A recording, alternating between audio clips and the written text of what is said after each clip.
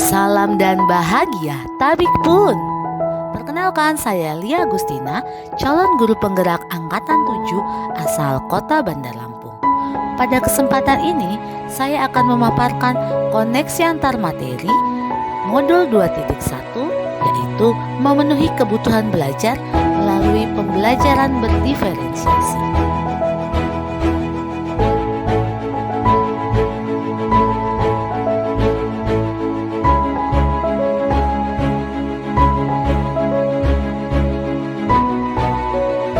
Pada koneksi antar materi ini, saya mengawali dari definisi pembelajaran berdiferensiasi. Menurut Tomlinson, pada bukunya di tahun 2001, pembelajaran berdiferensiasi adalah usaha untuk menyesuaikan proses pembelajaran di kelas untuk memenuhi kebutuhan belajar individu murid. Pembelajaran berdiferensiasi juga dapat didefinisikan sebagai serangkaian keputusan masuk akal yang disusun oleh guru dengan memperhatikan kebutuhan belajar murid. Untuk menerapkan pembelajaran berdiferensiasi di kelas, ada 3 hal yang patut dilakukan oleh guru. Yang pertama, guru melakukan pemetaan kebutuhan belajar siswa, baik dari hal kesiapan belajar, minat belajar, dan profil belajar siswa. Hal ini dapat dilakukan dengan cara melakukan wawancara, observasi, dan angket. Yang kedua, guru menyusun rencana pelaksanaan pembelajaran berdasarkan hasil pemetaan kebutuhan belajar siswa yang telah didapatkan dari langkah pertama. Yang ketiga, guru menyediakan strategi, materi, dan cara belajar yang beragam sehingga dapat melayani kebutuhan belajar individu siswa. Pertanyaan berikutnya adalah bagaimana pembelajaran berdiferensiasi dapat memenuhi kebutuhan belajar siswa dan membantu mencapai hasil belajar yang optimal. Baik, di sini saya akan mengangkat 2 hal. Yang pertama adalah melalui pembelajaran berdiferensiasi, guru dapat melakukan pemetaan kebutuhan berdasarkan 3 aspek. Aspek yang pertama adalah kesiapan belajar. Pembelajaran berdiferensiasi perlu diawali dengan menilai pengetahuan awal siswa agar dapat mengetahui tingkat kesiapan belajar siswa. Oleh karena itu, guru dapat melakukan diferensiasi pembelajaran berdasarkan kesiapan belajar siswa. Aspek yang kedua adalah minat belajar. Pembelajaran berdiferensiasi mengupayakan mengkoneksikan apa yang telah diketahui murid dengan pengetahuan baru yang akan dia terima. Oleh karena itu, guru dituntut untuk menumbuhkan minat dan motivasi siswa untuk belajar. Aspek yang ketiga, profil belajar.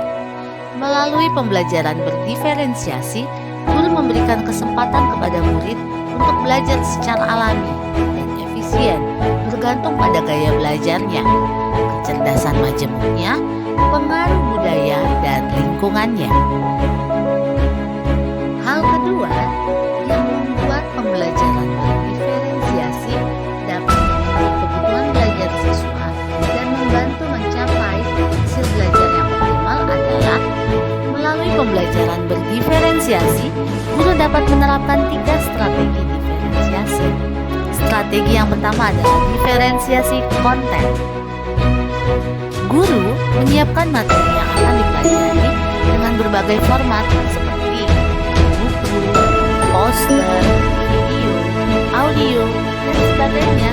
Dengan kata lain, guru perlu menyesuaikan cara bagaimana murid kita bisa mengakses konten materi sesuai dengan kebutuhan belajar siswa. Strategi yang kedua adalah diferensiasi proses. Guru dapat memberikan pendampingan yang berbeda kepada siswa.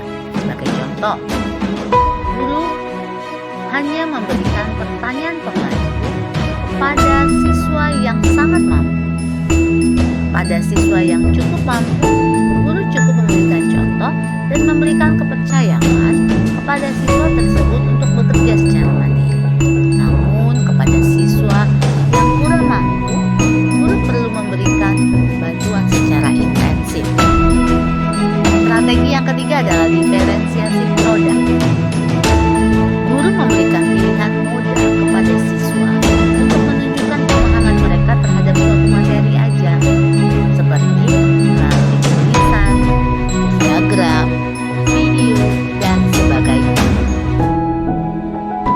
Baiklah, di sini saya akan menampilkan keterkaitan antara modul 1.1 yaitu Filosofi Ki Hajar Dewantara, modul 1.2 Nilai dan Peran Guru Penggerak, modul 1.3 Visi Guru Penggerak, modul 1.4 Budaya Positif terhadap modul 2.1 Pembelajaran Berdiferensiasi.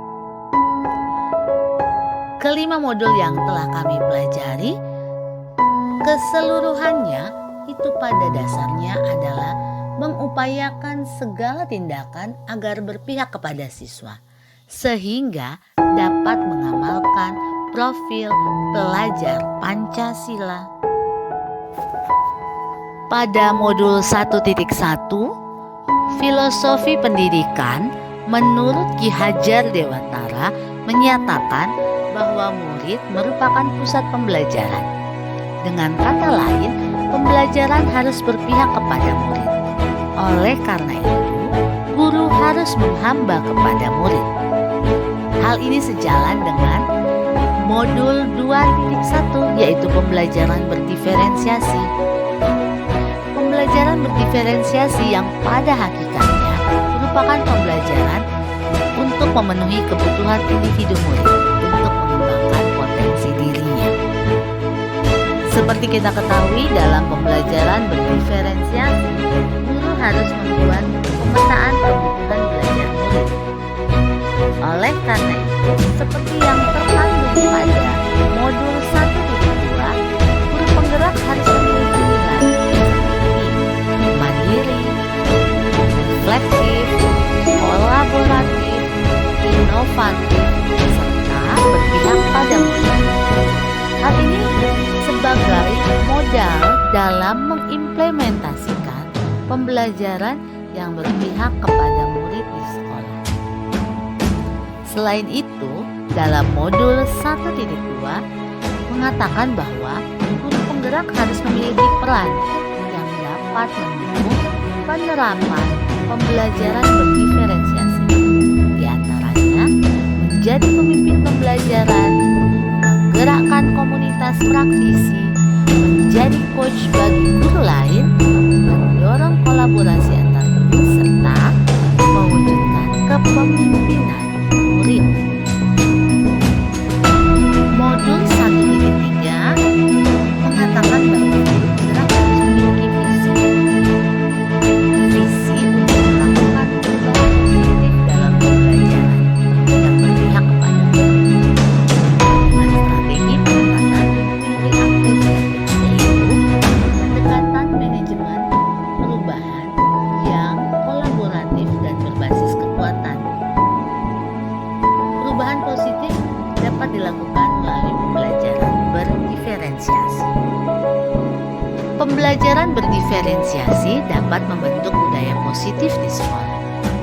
Budaya positif dalam konteks ini dapat didefinisikan sebagai nilai-nilai, keyakinan-keyakinan, dan kebiasaan-kebiasaan di sekolah yang berpihak kepada murid, agar murid dapat berkembang menjadi pribadi yang kritis, penuh hormat, dan bertanggung jawab. Budaya positif tidak dapat berdiri sendiri dalam membentuk budaya ajar, akan tetapi terintegrasi dalam pembelajaran berdiferensiasi. Demikianlah pemaparan koneksi antar materi modul 2.1 yang telah saya paparkan. Terima kasih. Salam guru penggerak, tergerak, bergerak, dan menggerak.